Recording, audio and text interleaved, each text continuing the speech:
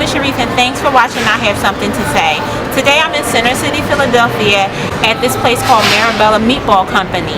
I've always liked meatballs. Whenever my mom made spaghetti, I would like beg her to make mine with meatballs, not the way that you just chop up the ground meat in there. So when I saw this place, I'm like, oh my god, it's like all meatballs, so I had to try it.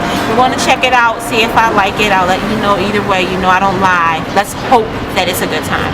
Alright, so while I'm waiting for my food, let's talk about some of the things that I heard about this week that weighed heavy on my heart. Yeah, I'm going to say it weighed on my heart because it bothered me.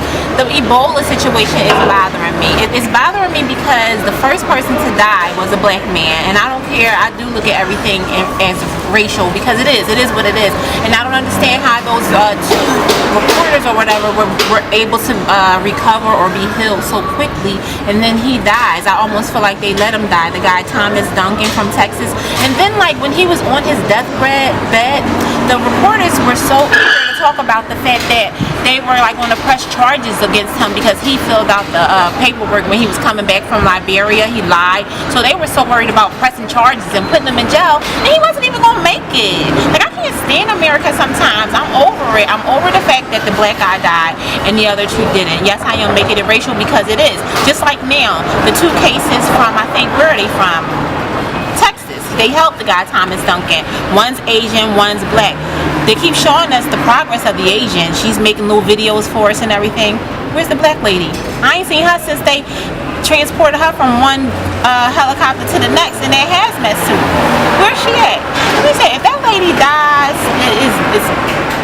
I'm telling y'all, something up.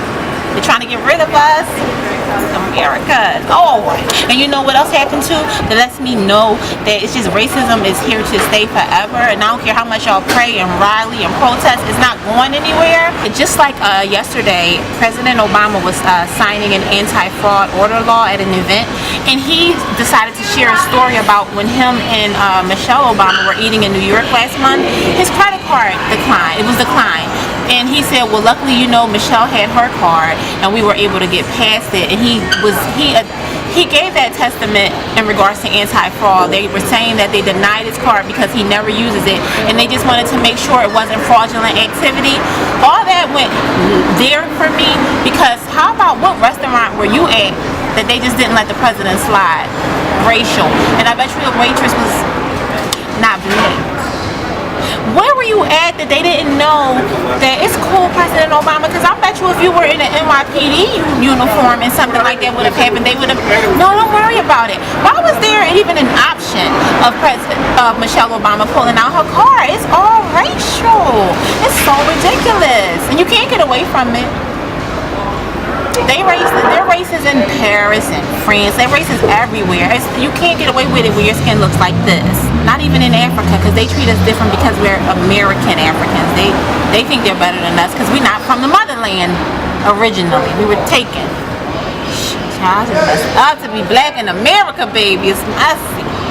You know what made me laugh this past week also? Everybody's pissed off because they think Kylie Jenner is messing with Tyga, China's ex. I don't know either one of them, but I saw it. I saw a lot of posting about it, and a lot of people were talking about it, and they were like pissed off, like, what is Kim going to do? What about the girlfriend code? She better stop Kylie. Child, Kim couldn't stop Kylie from wearing blue hair to her wedding. Nothing's going to happen, honey. If it is true, Kylie going to do what she want to do. She's definitely the rebel because she's unsuccessful in comparison to the other sisters. Nobody cares about Kylie. She's gotten a lot of work done. She looks 100% better with the new nose and the lips and the eyebrows and the cheeks.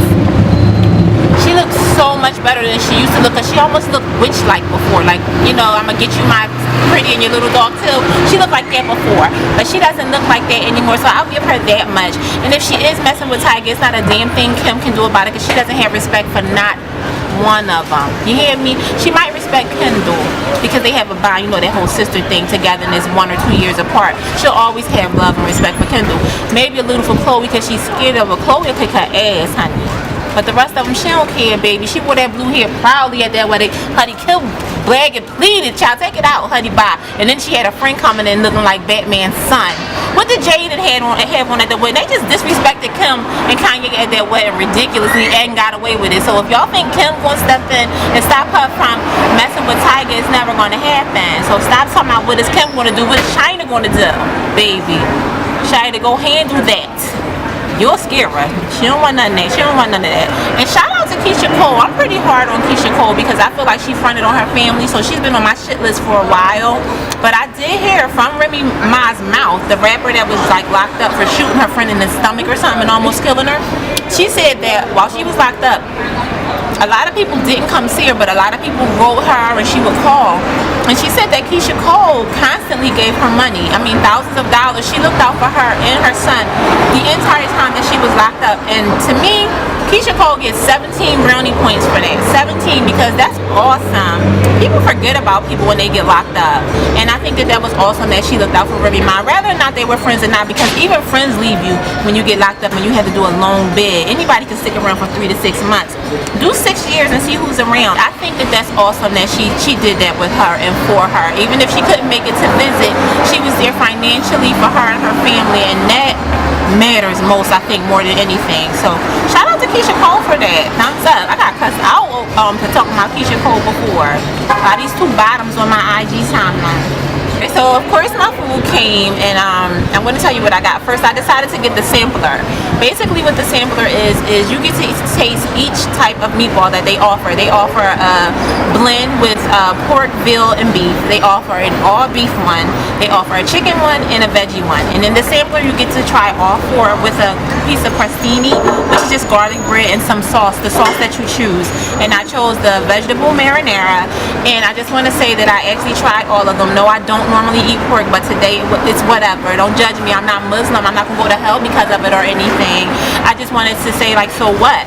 So I tried it and it was good. Every last one of them were good. The veggie one had a lot of zucchini in it, and it was a good time. It was very light and fresh, and the sauce was really good. So I recommend the sampler. My friend got the beef pesto meatball sandwich. Long story short, 2 meatballs with the pesto sauce on this really good soft bread. Overall, it's a nice little place. It's nothing fancy. I mean, you can stop past if you're just down here shopping, or if you work in town and you want to come here for lunch. It's on Walnut Street between 12th and 13th, and it's a good time. If it's nice out, you can sit outside like I am, or you can go inside. And the wait staff was really nice too. I definitely recommend Marabella Meatball Company. It's a good time. As I'm perusing through my Facebook timeline, this weird guy that I'm friends with, I don't really know him. I don't know how we became friends, but you know, when Facebook first came around, we just accepted anybody back in the day. He put a post up regarding Joan Rivers' cause of death and the fact that Beyonce never cared for how she talked badly about her and her husband. He basically said, did you notice that Joan Rivers died from the same drug that Michael Jackson overdosed on? And in that Flawless remix with Beyonce, Nicki Minaj mentioned it. Is that coincidence that Beyonce really didn't care for Joan Rivers and then she dies? Think about it. You know what? I'm not going to say your name, but you the real MVP for coming up with a bunch of nonsense, honey. You got about 675 followers and they got 1 like on that simple ass post. Get a life.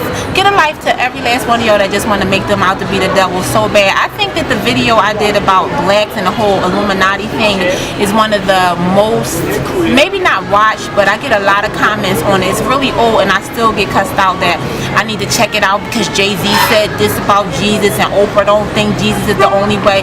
Shut up. Shut up, because let me tell you something right now. If it is true today or tomorrow that any of them are worshiping the devil and doing all of this stuff, honey, my faith is solid. I know where I'm going, and I'm gonna still listen to the song tomorrow because it's not affecting me none. Why don't y'all stop coming up with these theories? Such and such from Facebook. If you watch this, you know who you are. You the real MVP for that nonsense this week. Stupid. You dumb. So, man, you got a whole family. But you gonna teach your child? You gonna teach her to believe shit like that?